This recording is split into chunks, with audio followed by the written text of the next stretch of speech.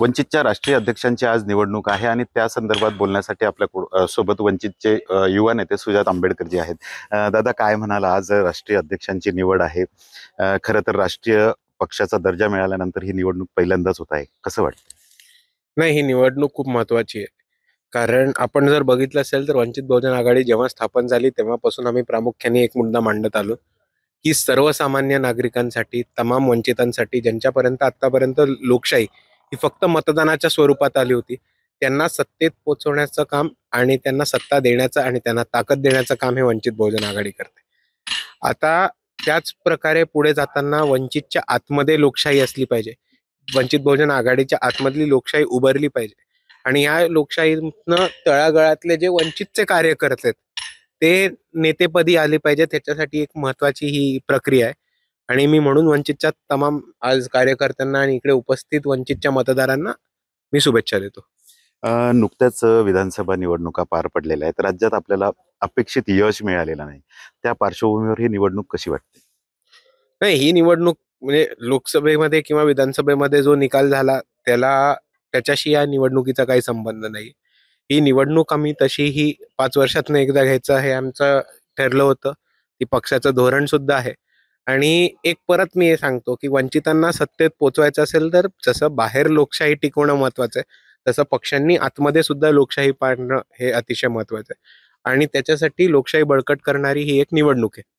जसं आपण म्हणतात की वंचितांना सत्तेत आपल्याला पोहोचवायचं आहे, मात्र दुसरीकडे ही ओरड होते की कुठेतरी ईव्हीएम मशीनमुळे पाशवी बहुमत मिळतंय किंवा पाशवी महायुतीला आता नुकत्याच झालेल्या निवडणुकीत बहुमत मिळालंय आणि त्या संदर्भात आपण काही निवडणूक आयोगाकडे ईव्हीएम बद्दल काही तक्रार करणार. काय वाटतं, ईव्हीएम मध्ये फेरफार होऊ शकतो?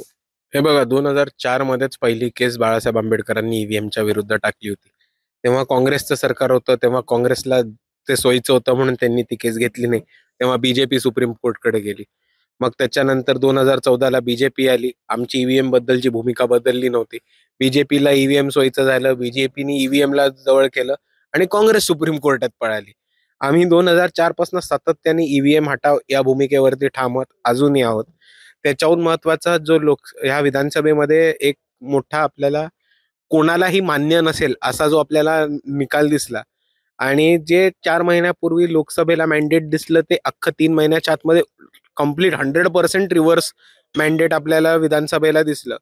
ते खूप लोकांना मान्य नाही अशी परिस्थिती आणि म्हणून ईव्हीएमच्या वरती हा संशय घेतला जातोय, आक्षेप घेतला जातोय. आणि त्याच्याहून महत्वाचं, वंचित बहुजन आघाडीने एक स्वराक्षरी मोहीम चालू केलेली आहे. एक सिग्नेचर कॅम्पेन चालू केलेली आहे मतदारांसाठी की आम्ही मतं दिले पण आम्हाला ते मतपेटीत रिफ्लेक्ट होताना दिसत नाहीये. तर म्हणून ही आपल्याला दिसेल की ह्या सिग्नेचर कॅम्पेनला पण खूप मोठा प्रतिसाद हा जनतेकडनं मिळालाय आणि वंचित बहुजन आघाडी लवकरच आपल्याला हा डेटा कलेक्ट झाल्यावर ऍक्शन मोडवरती येताना दिसेल. गेल्या काही निवडणुकांमध्ये, म्हणजे लोकसभेची निवडणूक असू देत किंवा विधानसभेची निवडणूक असू देत, वंचितला अपेक्षित यश मिळालेलं नाही. आज राष्ट्रीय अध्यक्षांची निवड आहे, नेत्यांची निवड आहे, 12 सदस्यांची निवड आहे. कुठंतरी खांदे पालट व्हावं असं वाटतं तुम्हाला? हे बघा, तुम्हाला खरं सांगू का, वंचितला हवं ते यश का नाही मिळालं गेल्या 5 वर्षात? कारण इकडच्या सरकारने स्थानिक स्वराज्य संस्थाच होत नाही तिथे. हा पक्ष स्थापन झाल्यापासून डायरेक्ट 2 लोकसभा आणि 2 विधानसभा लढलाय.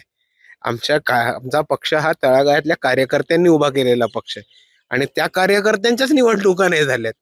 आता बघा, पहिले स्थानिक स्वराज्य संस्था लागू द्या, वंचित तिकडे बाजी मारेल आणि मग पुढच्या वेळेस 50 आमदारांचा टार्गेट घेऊन विधानसभेला उभं राहताना दिसतील. कुठेतरी सुजात आंबेडकर युवा नेते आहेत, त्यांनी पक्षाला ज्याप्रमाणे निवडणुकीत प्रोजेक्ट करायला पाहिजे होतं किंवा आता आगामी निवडणुका आहेत त्यात प्रोजेक्ट करणार तुम्ही? म्हणजे मला कळलं नाही. सुजात आंबेडकर हे युवा नेते आहेत वंचितचे.